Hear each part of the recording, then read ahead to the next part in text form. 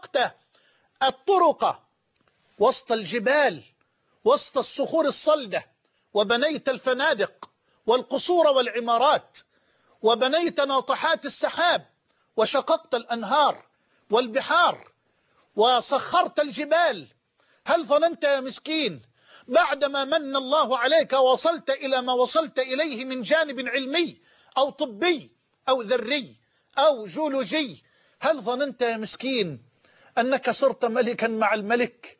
هل ظننت يا مسكين أنك صرت غنيا عن الغني؟ هل ظننت يا مسكين أنك صرت غنيا عن الغني وصرت ملكا مع الملك تدبر الأمر وتصرف الكون؟ لا والله، والله أنت فقير. انظر إلى نفسك في دورة المياه أعزك الله، إن أصبت بألم في بطنك أو أصبت بإسهال كاد أن يمزق أمعاءك وأحشاءك، أنت ضعيف، أنت ضعيف. روى الإمام أحمد في مسنده بسند صحيح من حديث بسر ابن جحاش القرشي أو بشر ابن جحاش القرشي رضي الله عنه أن النبي عليه الصلاة والسلام بصق يوما على كفه، ثم وضع النبي أصبعه عليها، ثم قال النبي صلى الله عليه وسلم: قال الله تعالى في الحديث القدسي: يا ابن آدم أن تعجزني وقد خلقتك من مثل هذه، حتى إذا سويتك وعدلتك ومشيت بين بردين وللأرض منك وإيد، فجمعت ومنعت، حتى إذا بلغت التراقية قلت أتصدق وأن أوان الصدقة. لا، اسمع الرواية تاني. وضع النبي أصبعه عليه ثم قال: قال الله تعالى: يا ابن آدم أن تعجزني. لا تتوهم أنك تعجز الخالق أو أنك تنفع وتضر الخالق.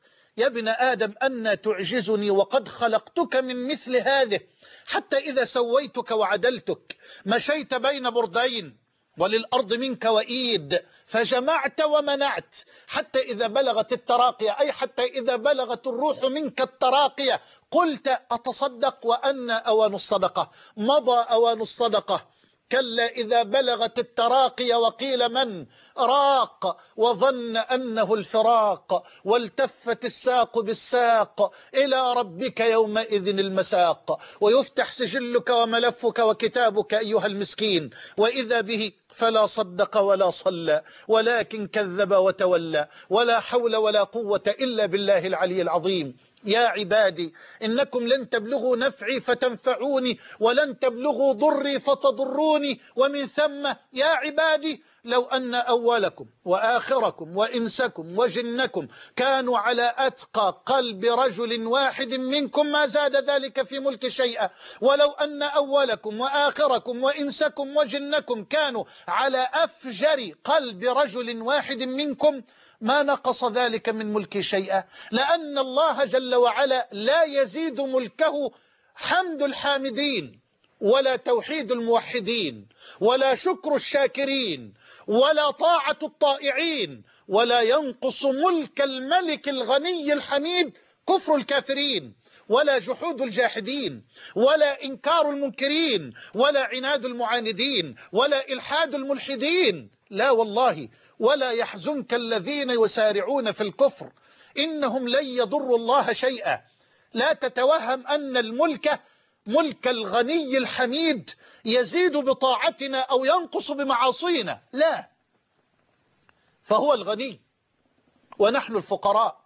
يا أيها الناس، نداء عام، يا أيها الناس أنتم الفقراء إلى الله، والله هو الغني الحميد، إن يشأ يذهبكم ويأتي بخلق جديد وما ذلك على الله بعزيز. نعم، نحن فقراء إلى الله، وقد ذكرت أن الفقر نوعان: فقر اضطراري وفقر اختياري. أما الفقر الاضطراري فهو فقر كل خلقه وعباده إليه، لا يستغني مخلوق سواء كان كافرا أو مسلما، سواء كان ملكا أو مملوكا، حاكما أو محكوما، عالما أو متعلما، لا يستغني مخلوق عن الغني الحميد، عن الملك الحق. من منا يستغني عن الكون، عن الشمس، عن الهواء، عن الأرض؟ من منا ليس فقيرا إلى الله اضطرارا، فقرا اضطراريا لهذه النعم التي لا يملكها إلا هو، لا يملكها سواه.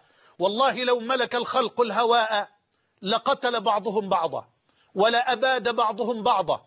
انظروا إلى ما يفعله الإنسان الآن بأخيه الإنسان، حتى في شربة الماء، حتى في شربة الماء.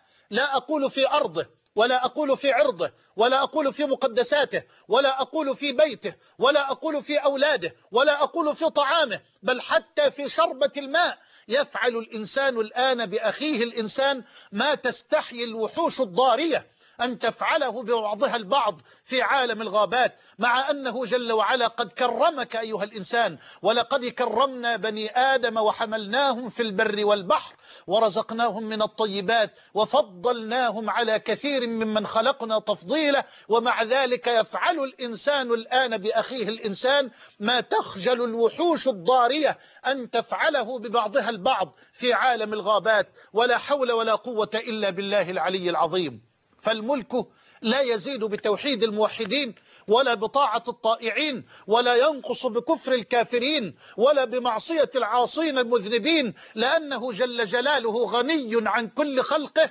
ملك حق لا يحتاج إلى أحد من خلقه ليزيد ملكه أو ليثبت له ملكه. لا والله. ولا يحزنك الذين يسارعون في الكفر إنهم لن يضروا الله شيئا ومن كفر فإن الله غني عن العالمين. وقال موسى إن تكفروا أنتم ومن في الأرض جميعا فإن الله لغني حميد. لا تتوهم أنك تزيد ملك الملك أو تنقص ملك الملك، لا والله. فالله غني عنا وغني عن كل خلقه. بل اسمع مني هذه، والله لو كفر كل أهل الأرض إن شاء ربي ذلك وقدر ما نقص ذلك من ملك الله شيئا. ولو آمن كل أهل الأرض لو شاء ربي ذلك وقدر ما زاد إيمانهم جميعا في ملك الله شيئا، لأنه غني بذاته غنى مطلقا. غنى البشر مقيد، أما غنى الغني مطلق لا قيد له. فهو غني قبل أن يخلق العباد الفقراء إلى غناه، وهو رازق قبل أن يخلق المرزوقين في كونه، وهو قوي وهو عزيز وهو صمد قبل أن تظهر آثار هذه الصفات وقبل أن تظهر آثار هذه الأفعال. فهو غني بذاته غنى مطلقا. أما غنى المخلوقين من الملوك والحكام والرؤساء وأصحاب الأموال فغناهم مقيد، إما أن يقل هذا الغنى وإما أن يزول هذا الغنى وإما أن يزول الغني نفسه عن هذا الملك والسلطان والجاه. أما غنى الله جل وعلا فهو غني بذاته. فالفقر الاضطراري هو فقر كل العباد إلى الله. أما الفقر الاختياري فهو فقر الأنبياء والمرسلين والأولياء والمؤمنين والصالحين.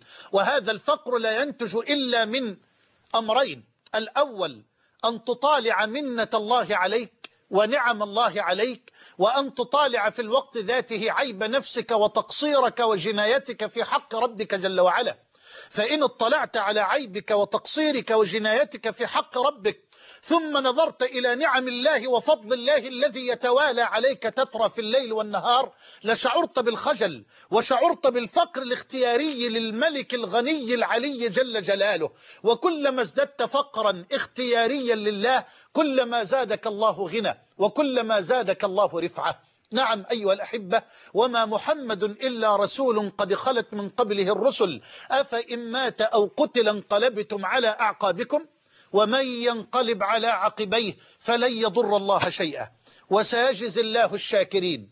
ومن ينقلب على عقبيه فلن يضر الله شيئا وسيجزي الله الشاكرين. فلنعلم يقينا أن ملك الملك جل جلاله لا يزيد بحمد الحامدين وشكر الشاكرين ولا